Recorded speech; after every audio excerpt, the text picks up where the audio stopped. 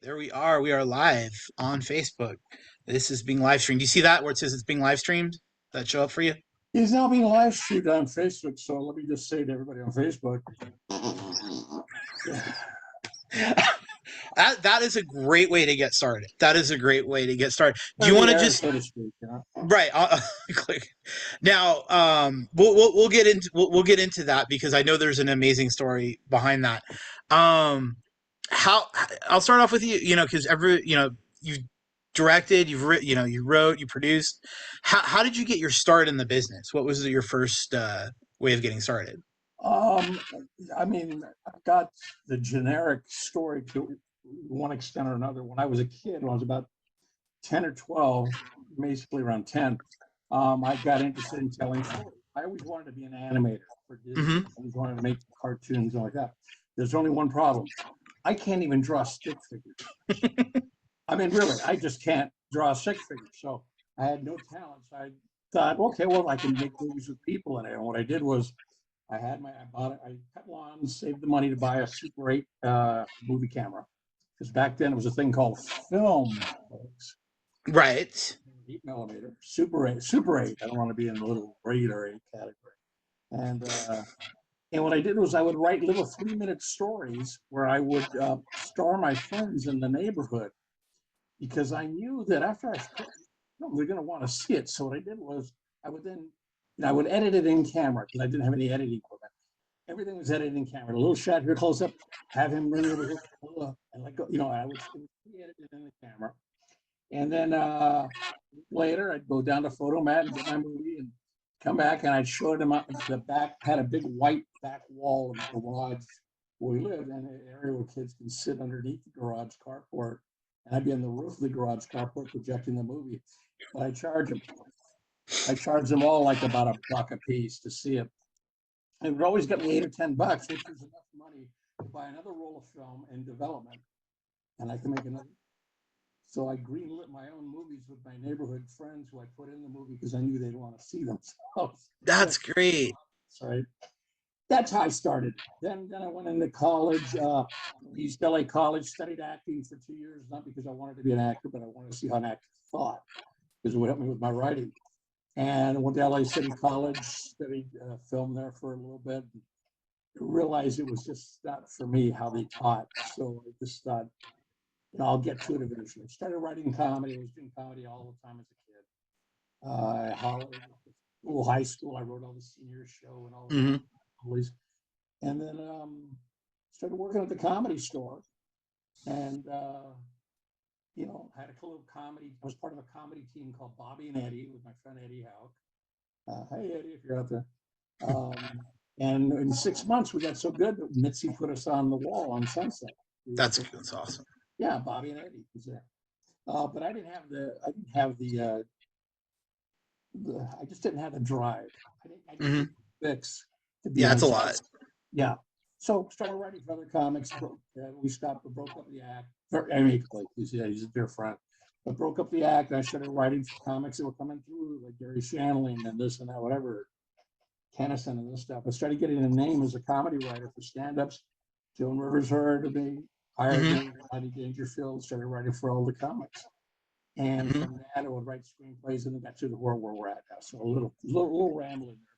No, the rambling is good. No. I'd love to hear all about it. Now working at the Comedy Store with all those greats. I mean, yeah, did you get? I mean, how is it different versus doing the stand up on stage when you're with your partner versus like the feeling of you're writing for Sam Kinison, you're writing for Gary Shandling, and hearing them do your material.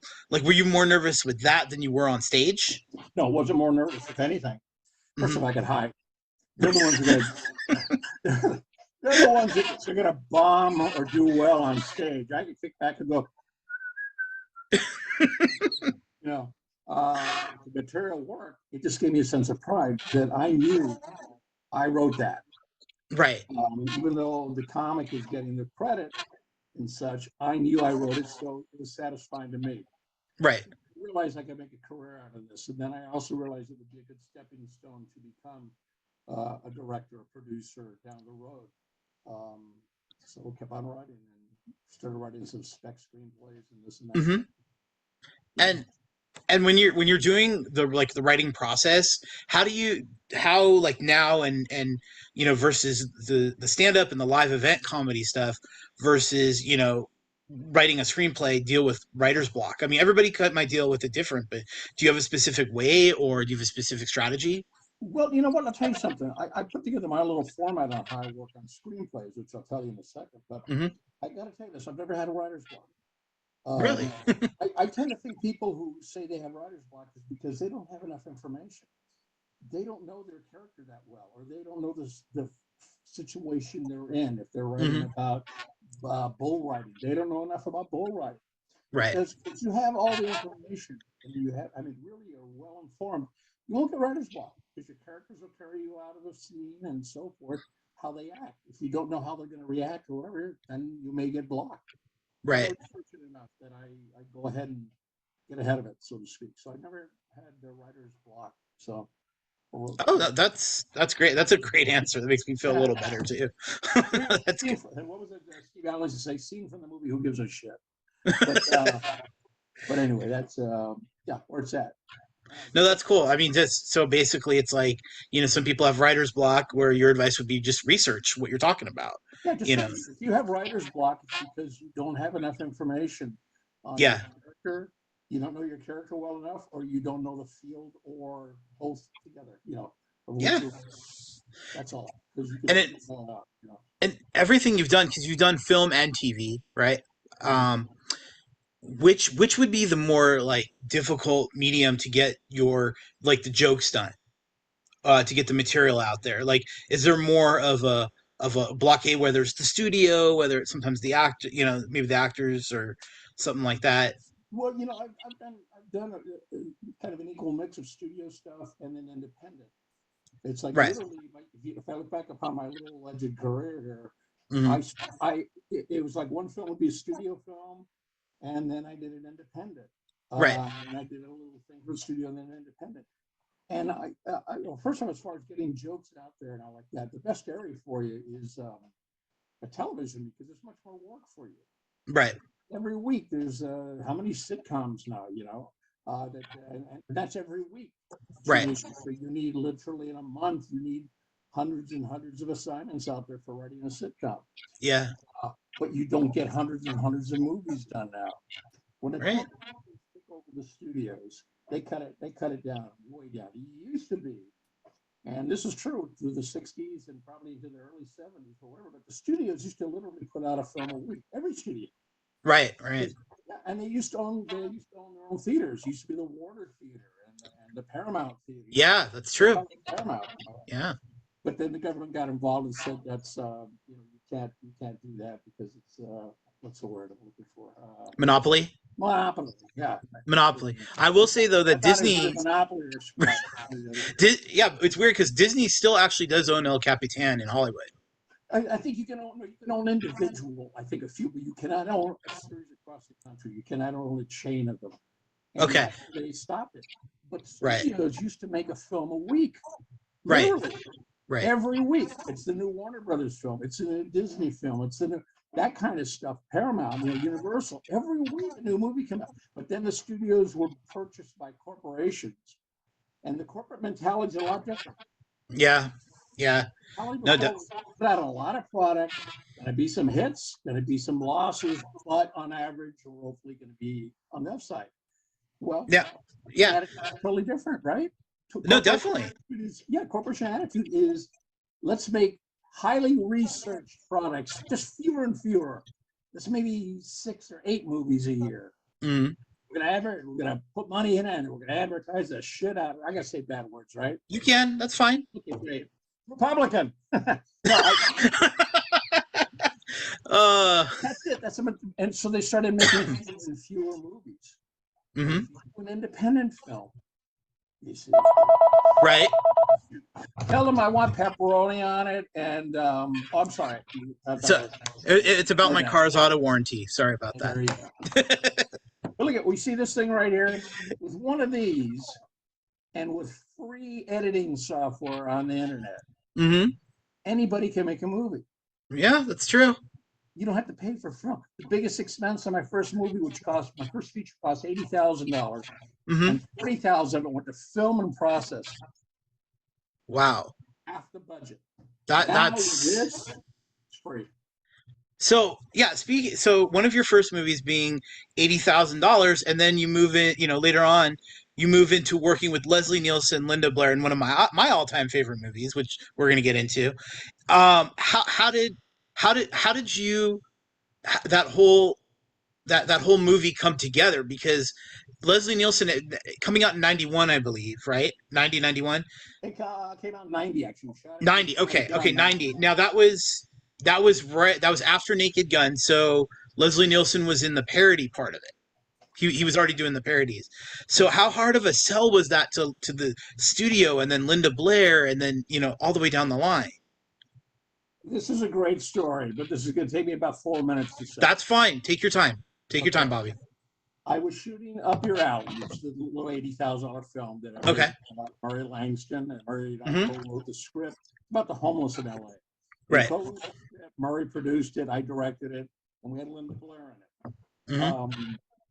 So made the movie. While we're shooting the movie in our little 11-day shooting schedule for a 95-page script, while we're shooting it, I had the idea, it just popped in my head, because I got to know Linda, we became very good friends. I Mhm. thought, God, wouldn't it be great to do a spoof of The Exorcist? What an idea. Yeah. And it all hit, the title hit me right away, Repossessed. Right. Right. The idea was that Linda Blair is going to she's got a perfect all-American life, 2.3 Yeah. kids, a white picket fence, and her husband doesn't know about her previous, and the devil comes back into her, so she's repossessed. I went, oh, okay. Well, at the same time, I told Linda the idea, and she said to me, Bobby, I love you, but no. Okay. All The right. reason she said no was because ever since I made The Exorcist, everybody makes fun of me. They say, Right. hey, Linda Blair, throw up for us. Hey, turn your head around. Mhm. I hear you give good head, that kind of Right. stuff. Right. And I said, okay, if you can't get Linda, you can't do the movie. So I went ahead, though. Something told me, and this is the weirdest thing, something told me to write the script anyway. Mhm. Now, here's the thing. That's like saying, you want to marry me and we'll live in this house? I'll build a house for us. No, I don't want to marry you. Okay, but I'm going to build a house anyway. Right. Right. I went Good ahead. analogy. So I wrote excuse me, a little gas here. All right. So I wrote the script. I gave it to her, and she read it and didn't get it. Mhm. The style of humor at the time that was very popular was crazy Naked Gun humor, because the Right. first Naked Gun had just come out. Mhm. And I said to her, I knew she didn't understand the comedy. So at the time the first Naked Gun was out in the theater, I took her to Universal. I said, I want to show you the movie. I showed her the Naked Gun movie. Okay. There were only like 15 people in the theater. It was a daily thing. Mhm. And she laughed her ass off. And she said, I get it. She goes, I understand the humor now. Mhm. I didn't understand where I come in from the grocery store with a bag, and I said I went out for some air, and then I put all cans that have the word air on it. Mhm. She says, I didn't understand that kind of. She goes, okay, I'll tell you what, Bobby, I'll commit to it. I went, yes. Wow. But Mhm. you have to get Leslie Nielsen to play the Exorcist. That's a tall order. He was the biggest comedy actor in America, Right. in the world. That Naked Gun movie was a massive hit. Yeah. And he was the #1 comedy guy. Now, so I go home, and I remember I had worked with him on a show, and I had written a sketch that he was in, and he liked it. And he liked it so much that he gave me his business card. This is about 9 years before. Naked Gun. Okay. In touch with me. I like the way you write. I said, thank you, very nice. And I remember I got that card somewhere in one of my files. Went home, spent about 3 hours looking through all my files, Mhm. and about to give up. And just typical American story, right? I'm about to give up, and suddenly there's the card. Pulled it out. There's his number. So I said, okay, I'm going to call him. And then I thought, well, what if he answers? I'm kind of hoping he didn't answer. Right. So I called the phone number, and it rings, also, and I hear click, and I hear, hello, this is Leslie. I'm not in. Blah, blah, blah, blah, blah, blah, leave your name and number. Blah, blah, blah, blah.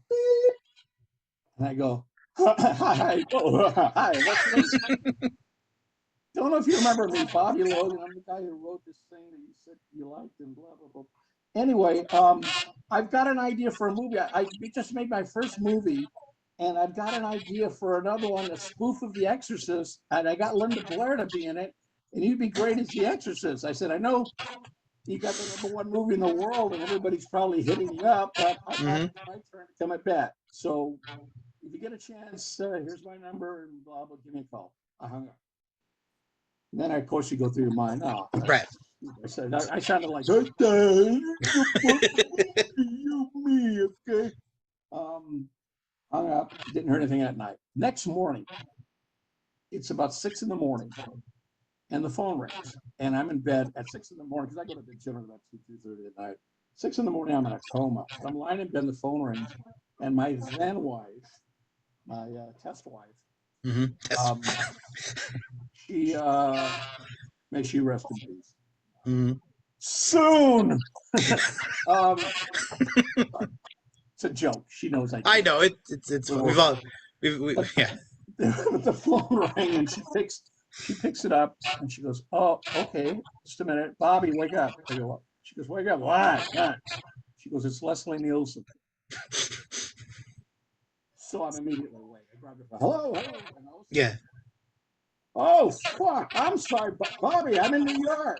I forgot. It's what time is it there? It's 9 a.m. 6 o'clock there in the morning, right? Did I wake you up? Oh no, I'm always up at this hour. Don't worry about it. And I go, in a coma. So he says, I'm interested in this. What's it? And I told him the whole story about the Yeah. blah, blah, blah. And I got the script. He goes, I'll tell you what, I'm hosting Saturday Night Live. Mm-hmm. He goes, and this was like on a Tuesday, he called me. He says, I'm going to give you an address at the hotel they got me at. Mm-hmm. Send me the script. And I think he said on Thursday, I've got like a 6-hour window where I'm not doing anything. Send it. I'll read the script then. Watch Saturday Night Live. There's a certain sketch I'm doing. Okay. Into the sketch, um, and he told me what sketch. He goes, if I like your script, I'll wink. Mm-hmm. And I said, okay, great. So FedEx the Yeah. script, got it. So here comes Saturday night now. That night comes. And of course, the show starts at 11:30 and goes to 1 a.m., right? Okay. Right. Right. Right. Starts at 11:30, goes to 12 o'clock. No sketch. Yeah. Goes from 12 to 12:30. No sketch. Oh no. To 10 to 1. No sketch. So I Wait. said, okay. Because they always write more sketches and whatever, fill time. So I said, they cut the sketch. So Mm-hmm. what do I do now? Do I call him back? Do I hassle him? What do I do? They come out of commercial and they go into that sketch that we told me Mm-hmm. they were going to do. And at the very end, the camera dollies real close to him, and he goes, wink. And you had to scrape me off the ceiling. Now, I can't imagine. now I'll finish the story real quick. Now, Yeah. No problem. next morning comes along. He called. I think he called him about 10. I think he gave me a little bit of sleeping time. Mm-hmm. He says, I love this. He goes, I absolutely love this. I tell you what, I get a hold of my agent, Sandy Bressler, who's one of the biggest agents, in Gandalf Nicholson and all like that.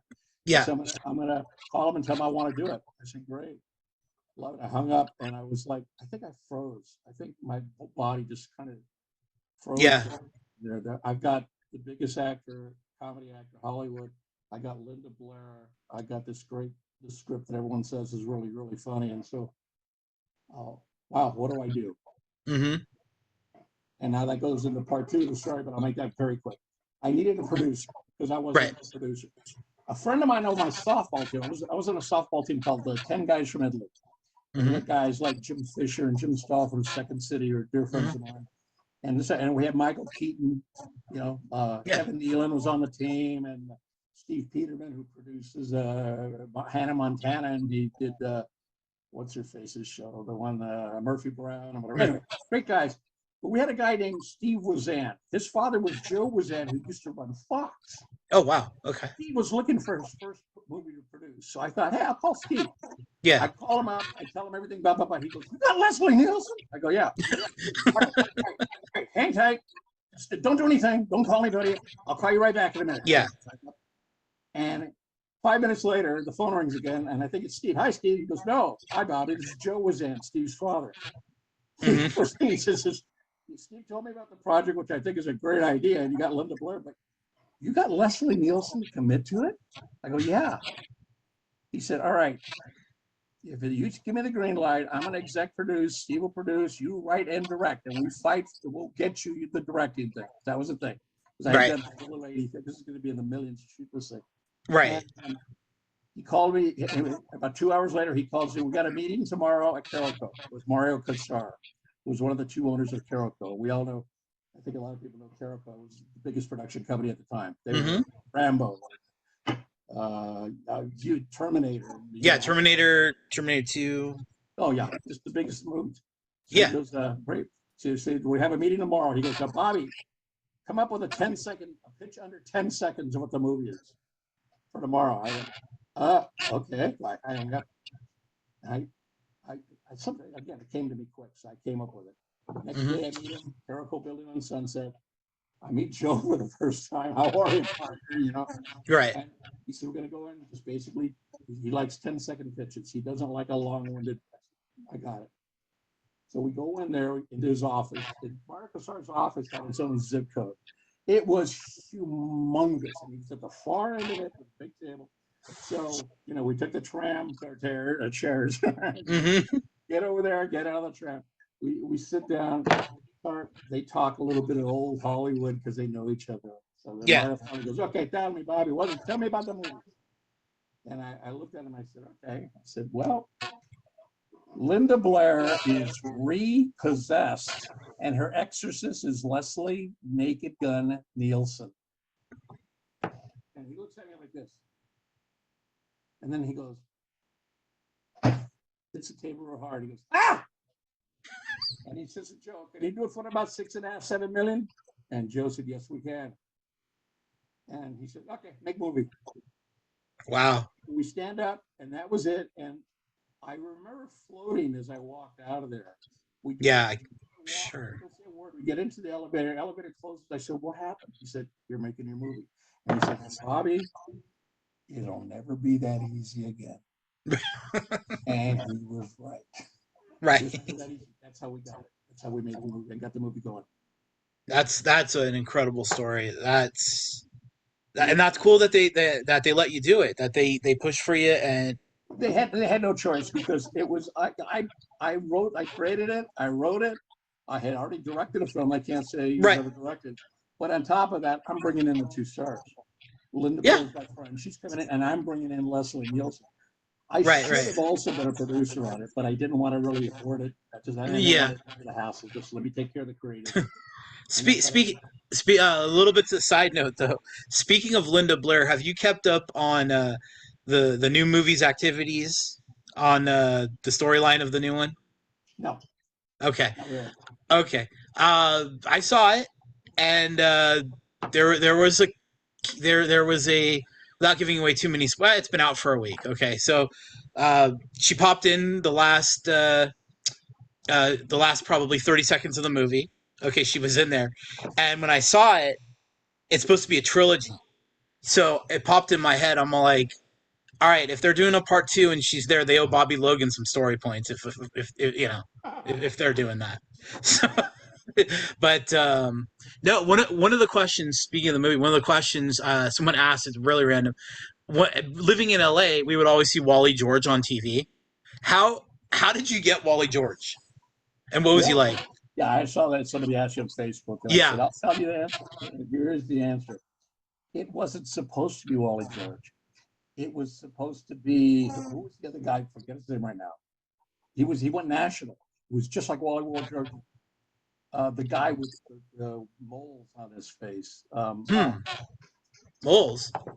Good golly. Now there are people watching this right now. They're going, stupid, it's so-and-so. I know. If you're in the chat, if you're in the chat, what's he been in? What did he host? Maybe I can help out. He hosted his own national TV show. It was a confrontational show. Jerry Springer? No. Before that, he was the first guy before Steven Springer. Richard Bay, Donahue. No, not Donahue. He was the flagrant one. Morton Downey Jr. Morton Downey Jr. Okay. All right. So we had worked out a deal to have Morton Downey Jr. come in because he was so popular. Yeah. And literally the day before we're going to shoot, he calls and cancels. Hmm. And that really pissed us off because he was going to make good money for it. He's going to be there for 2 hours. That's it. Yeah. And but the day before he canceled, so we thought we got to have somebody fill it. I mean, I kind of cut it, to be honest with you. It was part of a montage of famous people. I had Jack Right. Lane and I had other people. Anyway, and then I thought, well, why don't we do the LA version? Morton Downey Jr. Yeah. Excuse me, not Morton Downey. Wally George. Yeah. Wally George, and he was local, and he wasn't as concerned was he wasn't as well known across the country, obviously, and I wanted something. Then Morton Downey Jr. He was a riddle across the country, and Wally wasn't. But I thought enough people would get it, and it's such a quick scene, and I like that. So we called him. He said, sure. He came on in. He was an absolute joy to work with. That's all. That's good to hear. I even found out at the time. I didn't know this, but I don't know if you know this. His daughter is Rebecca De Mornay. I heard that. Yeah, I did hear that. And I told him how much I loved her in the whiskey business, and he was telling me, "Oh, that's great." Found out after the fact they're apparently not close, but it was interesting. So that's how he got it. He wanted to be Morton Downey Jr. And yeah, Morton bailed on me, and so there you go. No, that's great. And then another one. Are you a wrestling fan at all? Oh, Bobby, you there? Wow. Oh, Are there you you there? go. Okay, yeah. Sorry, you conked out for a second. Are you a pro wrestling fan? A pro wrestling fan? Yeah. Answer the question. Yeah, I was during the '80s and all like that. Okay. Danny Wolf used to announce a lot of that stuff. Oh, I know Danny. Yeah, I know Danny Wolf. Because that was leads into my next question. Someone wanted to ask was how did Mean Gene Okerlund and Jesse Ventura get involved with that, and what were they like to work with too? Nothing fancy about that. They got hired. They got shot. It was put into the film. No, that's a great story on that. So. Okay, no problem. That's great. And one cool thing about Repossessed was I think it was almost this time last year. What was like the 35th anniversary of the movie, and that was the first time it's been in a theater in a while, right? When we saw it. Yeah. Oh yeah. And it was only second time in the theater that I saw it. The first time was when it first came out. San Jose to see it because that's a whole thing too about how they released the film initially. It was awful. Yeah, that's an entirely different story with whatever. But no, Quentin Tarantino and his folks decided they wanted to screen it with Dracula, loving it. Had Leslie also playing in the lead role, but that was Mel Brooks and my film. And so they asked me to come, and I came there, and I honestly thought like 15 people would show up. And you were there, right? I remember that. Oh no, I was there though. Yeah, I was there. That was amazing. Because that was the first time the second time as a fan that I've seen it in the audience. Because I was 1990, I was 12 when it came out, so I saw that in a theater at the Fallbrook Mall, GCC Fallbrook Mall in Woodland Hills, and I remember. It was a long time ago, but I remember it playing and how much I loved it and playing well because the real movie scared the shit out of me as a kid, like it did everybody else. So, and it kind of leaned into my fan of liking scary movies and stuff, seeing Repossessed because I'm seeing Linda Blair and how funny she is, and I'm seeing some scary stuff and some crazy off the wall stuff, and I have. And then at the ending, I'm watching, Leslie Nielsen versus Linda Blair, with Jesse and Ventura and Mean Gene Okerlund on color commentary. Now, people talk about catering to a fan. That's, child of the '80s. Well, it was a joy for me to do. I mean, we can't forget how great Ned Beatty was also on the film. Ned Beatty, yeah. And Ned was playing basically during that time. It was this Jim and Tammy Faye Baker, right, going across the country. This religious people, and that was all based on them. Right. And he was just a wonderful guy to work with. I tell you a funny story about when we first got Ned. When we signed him into the production company, which is this big warehouse we had bought and turned into a sound stage in our production office and all like that. And he was coming in to do his wardrobe fitting. So everybody wanted to meet him, rightfully so. Right. He came, and we had like 30 members of my staff were there.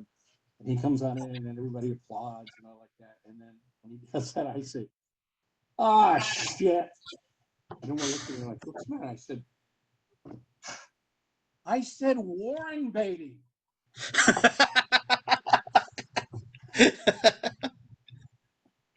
And it told me what sense of humor he's got, because he gave me this look like, but then he smiled and he goes, "That's funny." That's awesome. That's awesome. I love that. That's really good.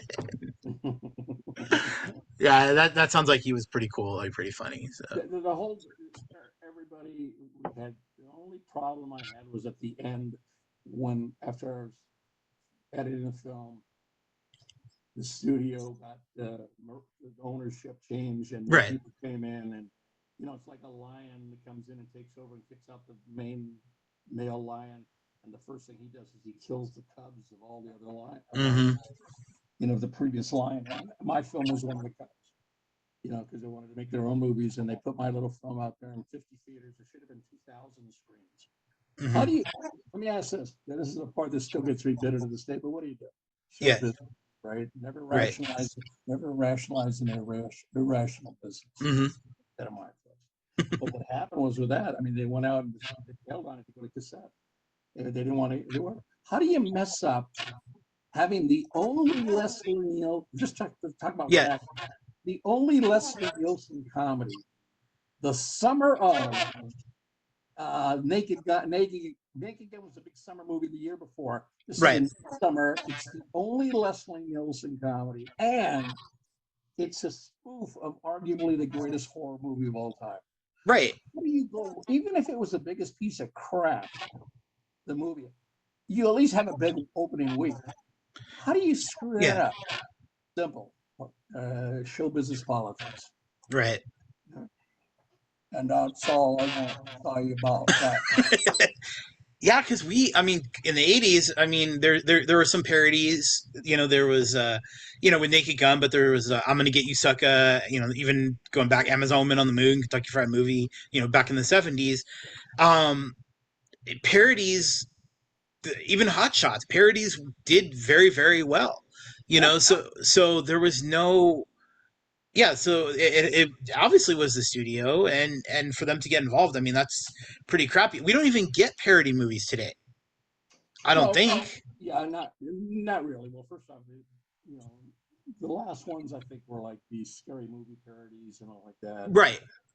and that's basically, it's going to run its course for another 5 or 6 years, and then somebody will come out with a comedy spoof of Okay. something that'll Yeah. suddenly start it again. Everything is cyclical. Everything Yeah. really is cyclical. Yeah, So because Scary Movie, it was like, I think the first couple of them were the Wayans brothers, and then the second one tapered off, and then they moved it to the Zuckers, actually, after that, but then it tapered yeah, off, and they kind of. yeah, they just had their fix with it. I was trying, for years. I think my partner on a project, Alan Hall, and I owned the rights to F Troop, and Oh, cool. I tried for 2 decades to get it made. Mm-hmm. At one point, I had Leslie to play the Forrest Tucker role, and I had it at Disney, and we had a green light, and then they took it away. Blah blah blah. The green light. So long story, but Yeah. worth telling that one. But now I can't do it. I can't get the film made because the Native American tribes think Mm-hmm. we're making fun of Indians because of how cows. Uh, And my yeah. argument's always been the Hakaways are stupid and dumb and everything. Yeah, but so are the troopers in F Troop. Right. Everybody is stupid and dumb. And actually, in the what do you call it? The Cowboys actually take advantage, and they're smarter than the Cowboys because they take advantage of them business wise. And at the end, everybody helps each other to win the move, to win the battle that happens at the end. Yeah. Supportive, fun little thing. And I wrote a really, I'll tell you, I was very proud of that script, the F Troop script. I had so much fun writing that. It is F Troop the movie. It's F Troop on a bigger scale and Yeah. fun. But I can't get it. I, I hope someone, I mean, in the realm of even streaming, I mean, I hope Can't get something it can. made. So that's the problem. Is that everyone is saying why? First off, it's a western. It will cost money because it's a period piece, Yeah. and everything easily costs 30 to 60 million to make, depending. Right. Right. Long story short is that nobody wants to put that kind of money into something and then prints an ads later on. when Right. when they're going to have a movie that'll be protested. Yeah, I get it. Especially nowadays. I mean, everything is cancel culture. That's exactly no, yeah, and I yeah, that's why I'm glad I'm not a young comedy writer nowadays. In the '80s, we could say anything because Right. everybody was equal targets, Right. and you can have fun with everyone. Just be equal. Don't just gang up only on one. You know, equal Yeah. opportunity shots. No But problem. yeah, but it ain't like that now. So I wouldn't want to be in comedy nowadays. Now I get it. So what do you got Comedy going wouldn't on? want me to be in it either. So. So what do you got going on now? Well, I own a mail order bulb and seat business, and no, I two projects. Okay. One I'm doing kind of fun out here, and I live out just about 5 miles from Temecula, in a nice place called Winchester, and Hmm. I'm actually teaching stand-up comedy out here. That's awesome. That's great. I love it. Can I plug a website? Absolutely, plug a website. If you're within, we're 90 miles south of LA, but Hmm. you're around where we're at. Yeah, Go to my website, which is 4weekcomic.com. The number four, not the word, but the number 4week comic. Like it takes you 4 weeks to learn to be a comic. Comic.com.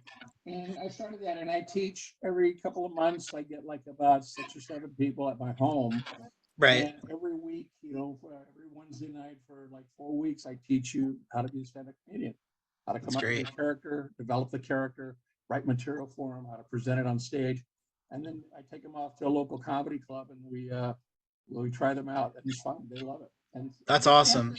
you can want to be a comedian, or you could simply just want to learn how to be funny, like for business or whatever, and that kind of stuff. So, Yeah, let me know when you do that showcase, man. I'd love to come out and see it. It's okay, not. Yeah. it'd be fun. And then the other project that I'm trying to do is I'm looking for financing for this now. And if Hmm. you got 320,000, give me a call. I want to make a documentary. I own the rights to Rainbow Man. He's the Okay. guy who, in the '80s, actually in the late '70s and throughout the '80s, who used to wear a rainbow-colored wig, and he used to interrupt television sporting events with a sign that said John 3:16. I remember that dude. I remember seeing that dude all over. Yeah, he was up. The networks loved him at first, and they hated him, and then he Yeah. lost his mind and did something very bad, and he's in prison the rest of his life, 3 life terms. And 3 life terms. yeah, and I'm looking to make a documentary about him where we'd recreate some of the stuff and then incorporate actual footage and so forth. Right. Yeah, it's called Rainbow Man, the most incredible story you've ever seen in your life. He actually I tried to kill 3 presidents too, really. just to get publicity. That's Sound like crazy. somebody do anything for publicity. Anything. Oh man. No. Yeah. I hope you can get that made. And if anyone is listening, shoot Bobby some Shoot me, contact info. shoot me a Venmo. Venmo. Just do it. Just do it in Venmo. But remember, over $600 is taxable. So he That's wants true, but he wants 320,000. $320,000, but 599 Venmos each time. I feel like Phil Tippett, who's the guy who created all the stop motion stuff for Star Wars. And, Yeah. Starship Troopers. English in a minute. Starship Troopers.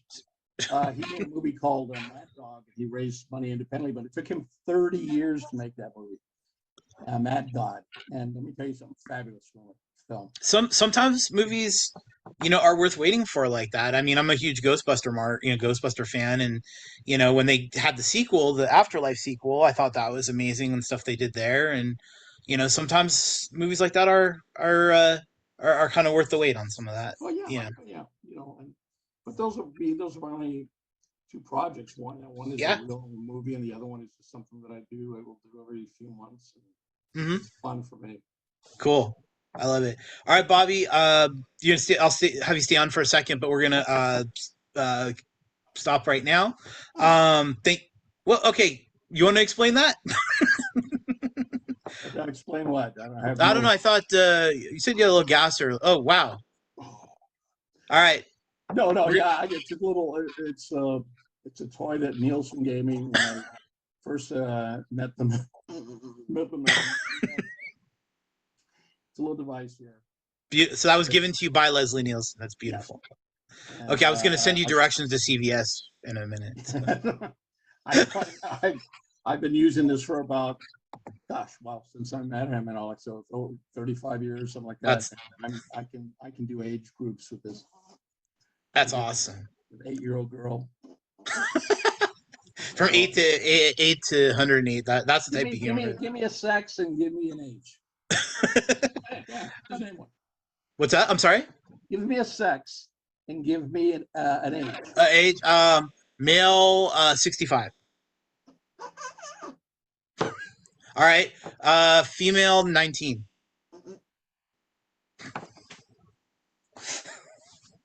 One last one.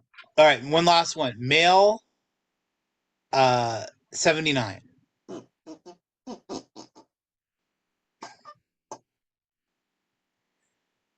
That's sounds about right. All right. Thanks, Bobby. A master blaster.